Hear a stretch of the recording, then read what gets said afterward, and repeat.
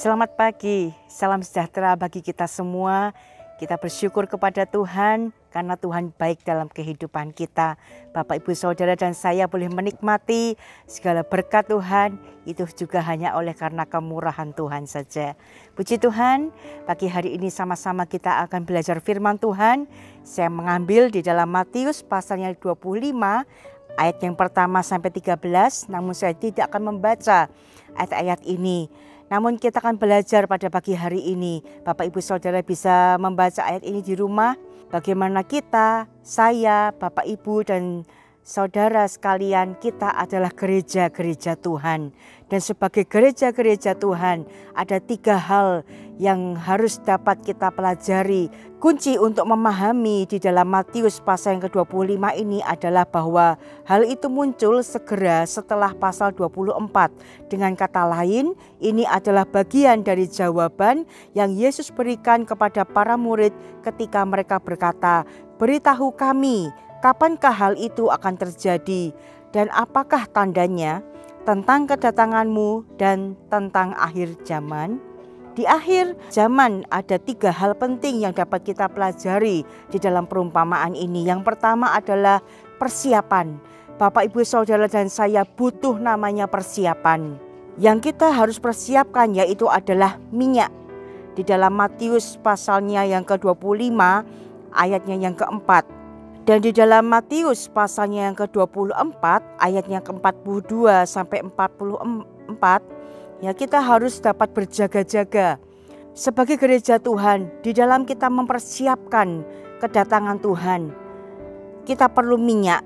Jangan sampai kita tidak berjaga-jaga, tapi biarlah kehidupan kita selalu berjaga-jaga untuk kita dapat berjumpa dengan Yesus. Ya.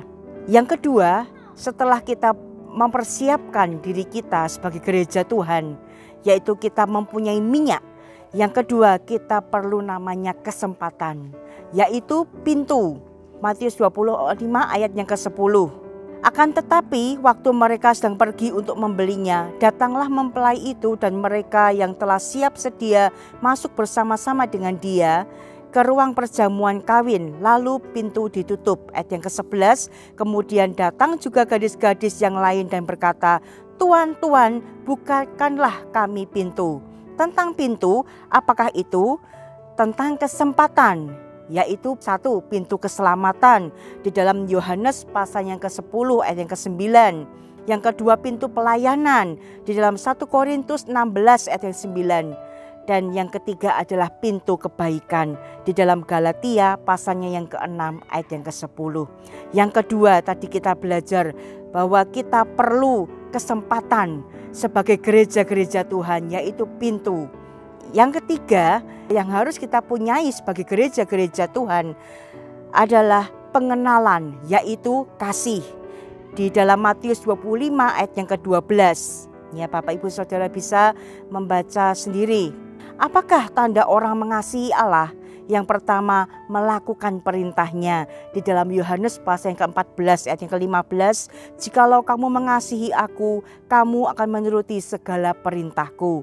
Dan yang kedua, tanda orang mengasihi Allah adalah melekat di dalam Dia. Yohanes pasalnya yang ke-15 ayatnya yang ke-4.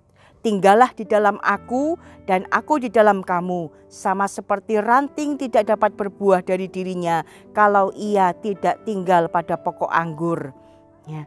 Jadi kehidupan kita harus juga mempunyai kasih di dalamnya, yaitu melakukan perintahnya dan juga melekat di dalam Dia. Sebagai kesimpulan, persiapkan diri kita sebagai gereja Tuhan. Penuhi bejana kita. Gunakan kesempatan menjelang kedatangan Tuhan dan belajarlah untuk kita intim dekat dengan Tuhan, yaitu kita hidup di dalam Dia dan juga mengasihi Dia. Puji Tuhan, sekian firman Tuhan. Tuhan Yesus memberkati. Mari kita berdoa. Kami berterima kasih Tuhan karena Engkau menyatakan kasih-Mu dalam kehidupan kami. Terima kasih buat firman Tuhan yang sudah kami dengar pada pagi hari ini. Sebagai gereja-gereja-Mu Tuhan, kami mau melakukan 3 hal ini Tuhan. Biarkanlah Tuhan terus menolong kami untuk kami bisa berjaga-jaga menyambut kedatangan-Mu kembali kedua kali Tuhan, untuk menjemput kami. Kami mau hidup di dalam Engkau Tuhan, dan kami mau tetap mengasihi Engkau Tuhan. Terima kasih biarkanlah firman Tuhan pada pagi hari ini yang sudah kami dengar itu boleh menjadi rema di dalam kehidupan kami. Memberkati setiap jemaat-jemaat-Mu Tuhan, dimanapun mereka berada Tuhan. Tuhan lindungi, jagai, Tuhan berkati mereka dengan kesehatan dan kekuatan. Bahkan apapun yang disentuh dikerjakan tangan-tangan mereka, Tuhan yang buat berhasil dan beruntung.